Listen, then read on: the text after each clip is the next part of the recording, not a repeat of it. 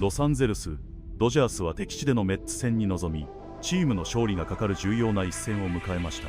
先発の山本由伸投手は制球に苦しみながらも6回1失点と雄エースらしい圧巻の粘り強い投球を披露しました。さらに打線では絶好調のフリーマンと復活のタッカーが猛打を爆発させ、現地メディアやファンの間で大きな話題となっています。ここからはその様子を字幕付きでご紹介します。Ourselves on that one. Yamamoto, your starter for this game. The thumbnail of the video. He did what aces do.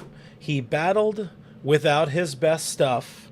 100 pitches over 6 innings. Looked for a second, like maybe he could find a way to still get into the 7th or the 8th inning, but kind of labored a little bit in that 5th inning. But yeah, they were talking about it in the broadcast. Joe Davis, John Smoltz did not have his greatest command.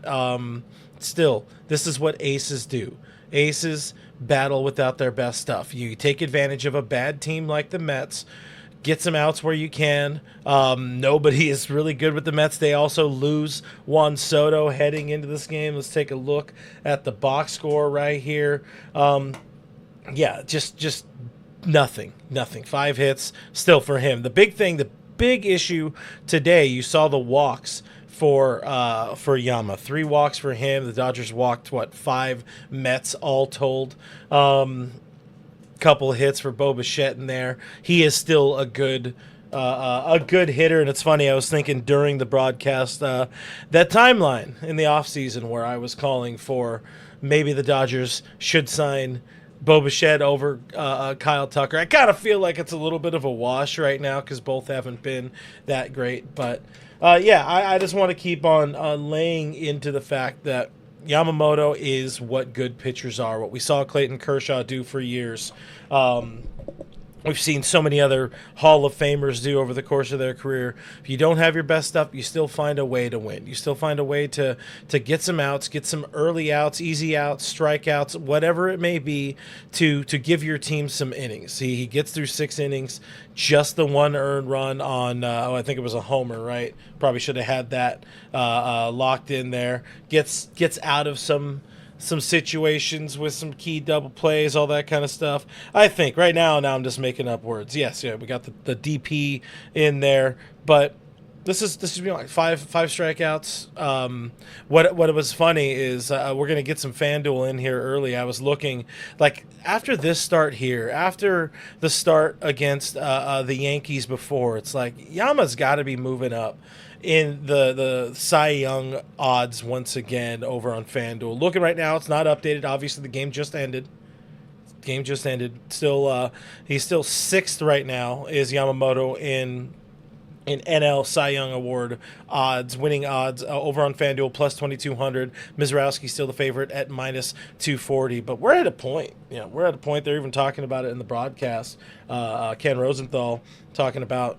This is a guy, I don't think he actually said it this way, but this is a guy who can sneak into the Cy Young Award race again. Something, he was my guy last year, put up a really, really good year, did not put up a better year than, Sanchez and I forget who wins right now. I don't know. I got a lot of things in my mind today. We're trying to move forward and trudge forward, and thankfully the Dodgers gave us a win. But let's look into some of the chat here. Manny Man says nobody's beating the Miz. Nobody beats the Miz. Hey, you know what? Mizrowski pitching a full season for the first time in his career. You could see him start to labor. You could see him start to get tired, start to get burnout. This is not Yamamoto's first rodeo at all. He has been through this. He has innings under his belt now, a couple of seasons now as a full-time every 6th day, for the most part every week really, starter at the big league level. His body is built to get through now these next 2 months, get through August, get through September. Maybe Mizrowski starts to fade a little bit, and that plays in his favor. When I'm looking at the Cy Young odds right now: Mizrowski, Zach Wheeler, Chris Sale, Christopher Sanchez, Chase Burns. Burns, another guy kind of in that same Mizrowski boat. younger, first time going through this, you start to get a little burnout. You start to get a little tired. If anybody, I would kind of really, really worry about. Christopher Sanchez has fallen off a little bit. There's somebody I would really, really worry about. It'd be potentially Chris Sale, because that is a guy who has been there and done that in the past. He is a Cy Young Award winner in the past as well. We're going to get Kevin's thoughts there, because this guy's so perfect. He is like, if anybody has kids and you want them to become a major league hitter, train them to hit like Freddie Freeman. And this is where you get excited about that Bo Lawrence kid that they drafted this year, 40th overall pick. Says he models his swing after Freddie Freeman. But this is not about the draft. It's about Freddie. You get Freddie locked in, and then other people are just going to find a way to do enough to chip in. If he can get, though, we still haven't seen this lineup gel. We still haven't seen them fire on all cylinders. You're starting to see a little bit of something out of Tucker. Muncy didn't have a great game today. The golden sombrero for him. He's always good for one or two of those a year. It feels like the McLean type of pitcher who is more of like a Maddox type of pitcher, somebody who could drift a pitch to drop in or move into a strike zone. He struggles with, or he can struggle with. First time seeing Nolan McLean for Max Muncy. And again, I'm not bashing Muntz. It happens. He's going to have a bad series as long as other people did enough. Paez, with the I think he had a sac fly and a double, or was it a 2-run double? Whatever. He got a hit is the important part. Drove in a run, keeping the line moving when he can. Yeah. Well, yeah, I couldn't remember if one was a sac fly or not.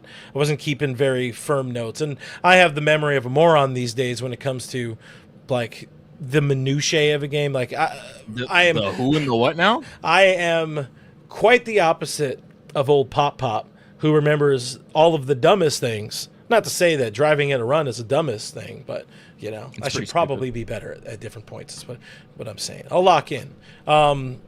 Nothing for Tommy Edman today, but, Teo, walk, a hit, Dalton with the hit there. But we got to talk about Kyle Tucker. Maybe he's finding something. Maybe he's waking up. Maybe it's just wishful thinking and we're trying to fill the assignment here to make a post-game show. But I don't know.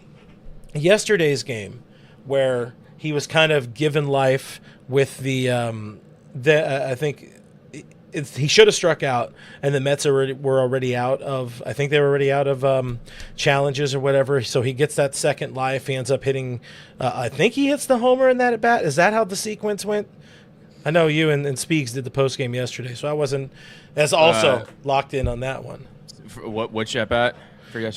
For Tucker, the one where he should have struck out, but instead was a walk. I think somebody the Mets couldn't challenge.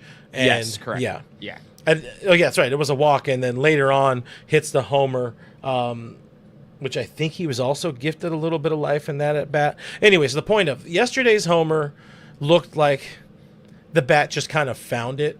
Kind of found the baseball. Today, that homer was hit with some authority, hits off the right field foul pole. There was violence. There was violence in the swing there. And I think once you start to see a hitter swing with a little more violence, swing with some conviction, they're getting that much closer. I would imagine Kyle Tucker has been leaning on the more timid side, just trying to find some grass, keep the line moving, all of that kind of stuff. But anyways, 3 hits in the series, 3 ribbies, 2 homers. It's too early. It's 2 games, and it's against a bad team for the greater part, even though McLean's a good pitcher. But if you can get anything going with him, like this is just a different looking 1 through 9. Oh, absolutely. I want to know what the bat speed was on that swing, because like you said, it was violent. Like sometimes Kyle Tucker looks like he's swinging through a swimming pool. Like sometimes it looks real slow. He lands on his front foot and he just kind of he pulls off a little bit. That one looked like he saw something and he just absolutely demolished that baseball. I just looked at the highlight. That was probably the best swing we've seen from him all year. Like pure mechanics swing. You know, I don't even know if he necessarily. It looked like he might have even hit it towards the handle. Like, I don't know if he like completely barreled it or if hit it closer to the handle, because the bat was just it stayed through the zone long enough. It was quick though. At the same time, the hands were fast. It just looked really good. That was honestly a different swing than we've seen from Tucker this entire year. I don't know. We've said multiple times. 今回の試合は山本由伸投手がベストな状態ではない中でも試合を作り、チームに勝利をもたらすエースの意地を見せた象徴的な一戦でした。また、打線では絶好調のフリーマンが安定した打撃でチームを牽引し、タッカーにも待望の豪快なホームランが飛び出しました。投手陣の粘りと野手陣の強力な援護が噛み合っており、ドジャースの総合力の高さとポストシーズンへの期待感がさらに高まる内容だったと言えます。山本由伸投手の粘りのピッチングと、フリーマン、タッカーの活躍について、皆さんはどう思われましたか？ぜひコメント欄でご意見をお聞かせください。チャンネル登録と高評価もよろしくお願いします。